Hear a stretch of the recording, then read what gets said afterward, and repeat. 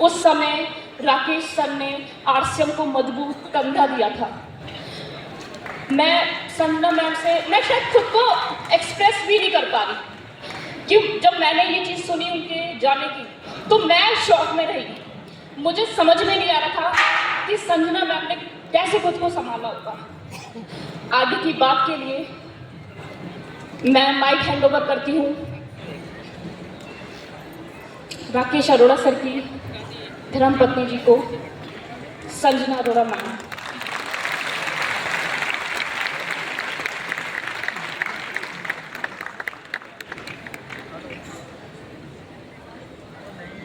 जय आरसीएम, जय आरसीएम।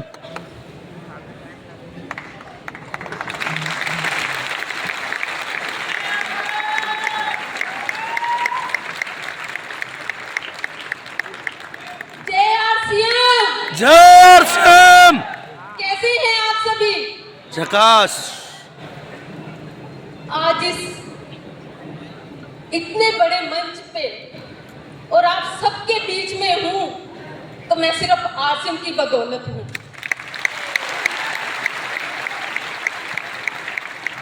नाम संजना अरोड़ा, पंजाब जलंधर से।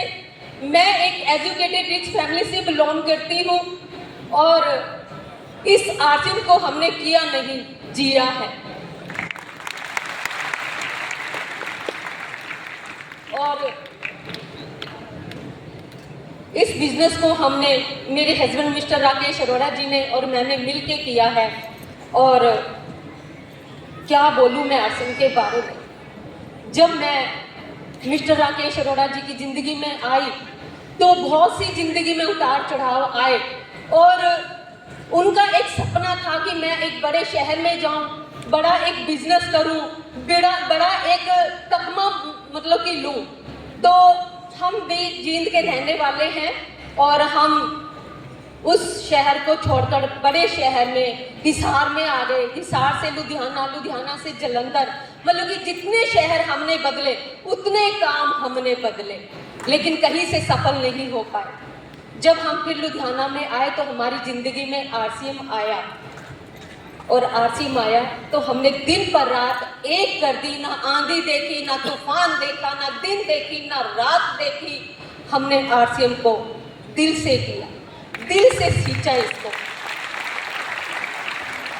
और आरसीएम जब हमारी ज़िंदगी में आया तो हमने इतनी दिल से शिद्दत से किया तो पहला चेक हमारे को 1300 कुछ का चेक आया और हमारे को विश्वास हुआ कि ये बहुत कुछ दे सकता है। हमने फिर इतना काम किया, इतनी दौड़ धूप की कि हमने दूसरे ही महीने हमने रॉयल्टी और चौथे महीने टेक्निकल का अचीव किया। और फिर हमारे को विश्वास हुआ कि इसमें बहुत कुछ हो सकता है। हम दोनों ने एक डिसीजन लिया कि इसमें तो लाखों रुपया आ सकता है, जो हमारे को सपने दिखाए गए थे, लेकिन जब तक हमारे को पैसा नहीं आया था तो विश्वास नहीं होता था। जब रॉयल्टी आई, टेक्निकल आई, तो हमने डिसीजन लिया कि हमने एक साल के अंदर 1 लाख रुपया कमाना ही कमाना है। तो फिर हमने दिन पर रात एक किया और 9वें महीने 1,12,000 का चेक लिया।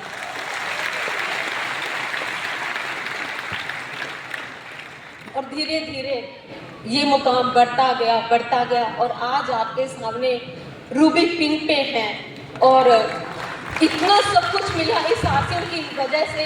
इज्जत, मान, सम्मान, धन दौलत, कोठी, बंगला, गाड़ी। हमने 35 लाख की गाड़ी तक ली, बहुत सी गाड़ियां ली, बहुत सा सब कुछ लिया। और चलते चलते एक ऐसा मुकाम आया कि भगवान ने हाथ खड़े कर दिए। ना जाने किस टाइम, किस पल अचानक मेरे हाथों से मेरे हस्बैंड का चेहरा चला गया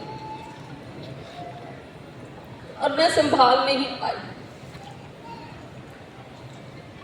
और आप जानते हो कि जब एक घर का मुखिया चला जाता है तो उसकी परिस्थितियां उस परिवार की क्या हो जाती है, भीख मांगने के बराबर हो जाती है। कि वो एक औरत अकेली कहाँ जाएगी, कहाँ फैक्ट्री में काम करेगी, भीख मांगेगी, अपने परिवार में जाएगी, अपने बच्चों को लेके कहाँ जाएगी। लेकिन मैं शुक्रिया अदा करती हूँ मिस्टर त्रिलोकचंद छाबड़ा जी का।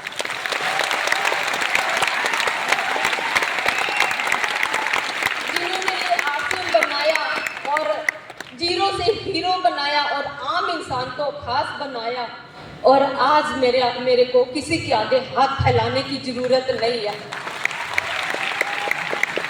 आज मैं अपने परिवार के आगे किसी के आगे हाथ फैलाने की जरूरत नहीं है।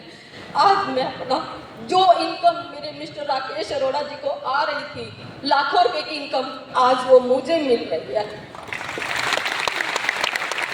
और जो आज उनकी वो पोस्ट की रूबी की, आज वो मेरी छाती पे लगी।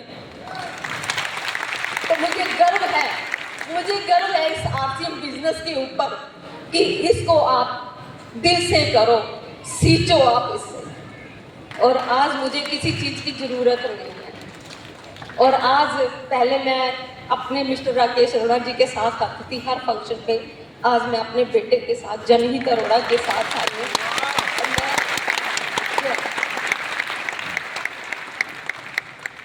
जय आरसीएम! जय आरसीएम! क्या हाल है? जबरदस्त। मेरे फादर ने ना सब कुछ किया, सारी मेहनत की, बस एक चीज मतलब सबको सिखाया, एक चीज सिखाना भूल गए वो कि बेटा मेरे बिना कैसे रहना है। बस ये सिखाना भूल गए मेरे फादर। मैं आरसीएम के एक कालीन होता ना लग्जरी, उस पे जिया हूं। जो फादर से मांगा कि पापा ये चाहिए, ले पकड़ बेटा, पापा वो चाहिए, ले पकड़ बेटा। कभी किसी चीज को मना नहीं किया क्योंकि आरसीएम जेब भर रही थी।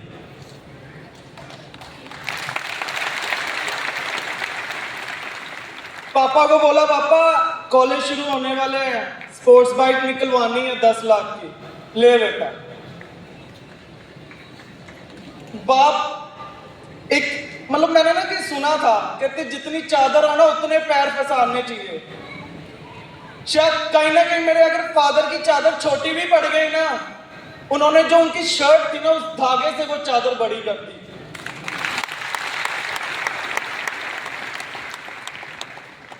मैं बहुत लकी हूं कि मेरे लाइफ में मेरी मॉम, मेरे डैड और आरसीएम ऐसी आई ना, शायद मैं जब भी जीवन में आऊं तो मेरे माँ बाप जैसे मुझे मेरे माँ बाप चाहिए और काम जैसे आरसीएम चाहिए।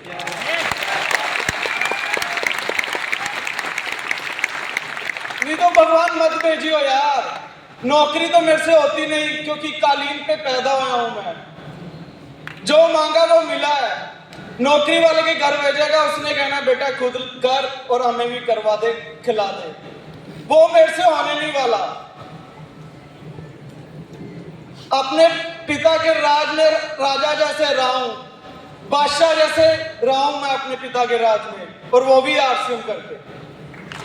धन्यवाद।